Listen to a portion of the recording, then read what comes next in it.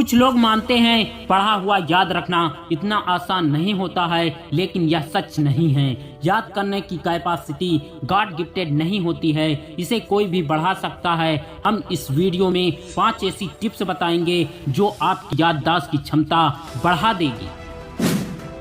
जब भी आप पढ़ाई करने बैठें तो हाथ में पेंसिल लेकर जरूर बैठें। इसका फायदा यह होगा कि कोई भी खास टर्म्स या डिफिनीशन दिखने पर आप उसे अंडरलाइन कर सकते हैं।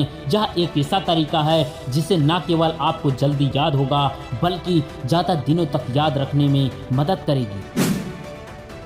पढ़ाई करने का सबसे आसान तरीका आँख और कान, ये सबसे प्रफुल्लित इंद्रियां हैं। अगर आपने इन्हें नियंत्रण कर लिया तो आप कुछ भी करने के लिए सामर्थ्य हैं। पढ़ाई के क्षेत्र में आँखों का मतलब है प्रैक्टिकल रूप से पढ़ना और कानों का मतलब है अपनी थ्योरी को सुनकर याद करना। यदि आप ऐसा कर लेते हैं तो समझ लीजिए आपको कोई भी क्वेश्चन याद करने के लिए कठिनाई नहीं होगी।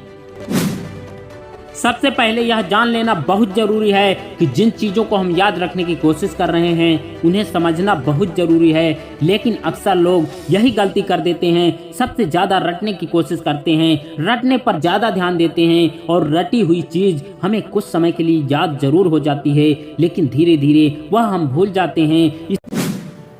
पढ़ाई के दौरान ब्रेक जरूर लें। लगातार स्टडी करने से ब्रेन थक जाता है। लगातार पढ़ने से कई चीज़ें हमें याद नहीं रह पाती है, इसीलिए स्टडी के दौरान बीच बीच में ब्रेक लेते रहें। आपकी एकाग्रता बनी रहेगी और याद करने की कैपेसिटी भी बढ़ जाएगी।